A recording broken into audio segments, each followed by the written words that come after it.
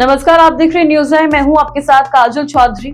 मणिपुर में 21 महीने के बाद सीएम वीरेंद्र सिंह के इस्तीफे के बाद राजनीति गर्मा गई है। इसके बाद मणिपुर की कमान अब राष्ट्रपति के हाथों में आ गई।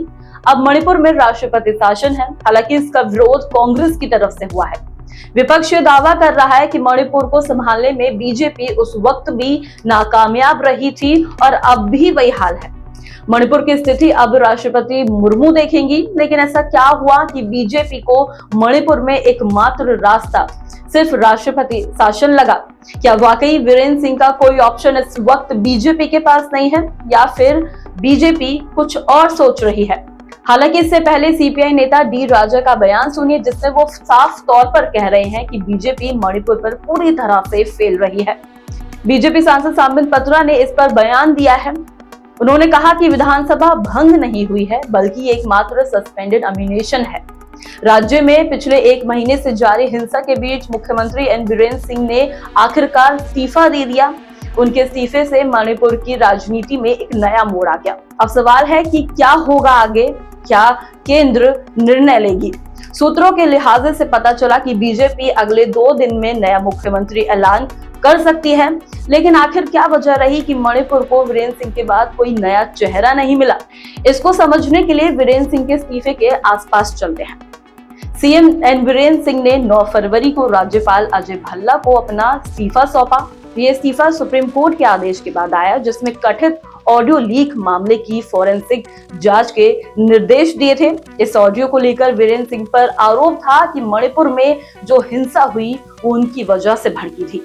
वीरेंद्र सिंह के इस्तीफे के 4 दिन बाद भी मुख्यमंत्री अभी तक नहीं चुना गया है। हालांकि इस मुद्दे पर बीजेपी के उत्तर पूर्व संयोजक सांबित पत्रा और अन्य नेताओं ने कई बैठकें की, लेकिन कोई भी फैसला नहीं हुआ। बीजेपी विधायक नए मुख्यमंत्री पर सहमति नहीं जता पाए। इसके बाद सियासी गलियारों में कई तरीके से कयास लगाए जा रहे हैं। मणिपुर विधानसभा की पिछली बैठक 12 अगस्त 2024 को हुई थी। संविधान के मुताबिक 6 महीने के भीतर यानी 12 फरवरी 2025 तक फिर से बैठक होनी चाहिए थी, लेकिन ऐसा कुछ नहीं हुआ। अब बीजेपी का प्लान क्या है? पूर्वोत्तर राज्य मणिपुर में राष्ट्रपति शासन लागू होने और विधानसभा को निलंबित किए जाने के 1 दिन बाद तक भी सभी की निगाहें भारतीय जनता पार्टी यानी बीजेपी के केंद्र नेतृत्व पर टिकी हुई है, जो कि राज्य में अगला कदम क्या उठाएगी। अधिकारियों ने बताया कि केंद्र की ओर से राष्ट्रपति शासन लगाए जाने के बाद पूरे राज्य में सुरक्षा बढ़ा दी गई है। सीएम के इस्तीफे के बाद मणिपुर बीजेपी अध्यक्ष ए शारदा ने कहा कि संवैधानिक प्रक्रिया के मुताबिक विधानसभा को निलंबित कर दिया गया था और जोर देकर इस बात को कहा कि सदन को अभी भंग नहीं किया गया है। उन्होंने कहा कि राज्य में स्थिति में सुधार होने के बाद सदन को बहाल किया जा सकता है।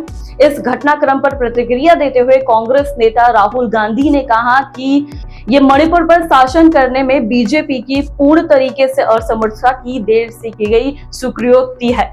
उन्होंने सोशल मीडिया एक्स पर एक पोस्ट लिखा, जिसमें वो कह रहे हैं प्रधानमंत्री नरेंद्र मोदी मणिपुर के लिए प्रत्यक्ष जिम्मेदारी से इनकार अब नहीं कर सकते। कांग्रेस सांसद राहुल गांधी ने सवाल पूछते हुए कहा कि क्या उन्हें आखिरकार राज्य का दौरा करने और मणिपुर और भारत के लोगों की शांति और सामान्य स्थिति बहाल करने की अपनी कोई योजना के बारे में मन में क्या बना लिया है। मई 2023 में मणिपुर जातीय हिंसा का सामना कर रहा, जिसमें मैतेई और कुकी समुदाय के बीच संघर्ष चल रहा था। इस हिंसा में 250 से ज्यादा लोग मारे गए, हजारों लोग बेघर हुए। राष्ट्रपति शासन लागू होने के बाद अब राज्य की सभी शक्तियां राष्ट्रपति के पास होंगी। बीजेपी अब नए मुख्यमंत्री के लिए संघर्ष कर रही है। जब तक कोई नया नेता तय नहीं हो जाता, तब तक मणिपुर राष्ट्रपति के नियंत्रण में रहेगा। अब हालांकि ये घटनाओं से पहले नजर डाले तो पता चलेगा कि 2-3 फरवरी को राज्यपाल अजय भल्ला ने दिल्ली में गृह मंत्री अमित शाह से मुलाकात की थी, राज्य के हालात पर रिपोर्ट सौंपी थी। 5 फरवरी को मणिपुर के मुख्यमंत्री एन वीरेंद्र सिंह ने दिल्ली जाकर अमित शाह और बीजेपी अध्यक्ष जेपी नड्डा से मुलाकात के लिए वक्त मांगा था, लेकिन मुलाकात नहीं हो सकी थी।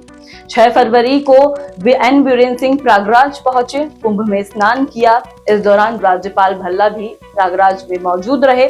7 फरवरी को एन बीरेन्द्र सिंह प्रयागराज से दिल्ली लौटे और 9 फरवरी को गृह मंत्री अमित शाह और बीजेपी अध्यक्ष जेपी नड्डा से मुलाकात के बाद वापस मणिपुर लौटे और राज्यपाल को अपना इस्तीफा सौंप दिया।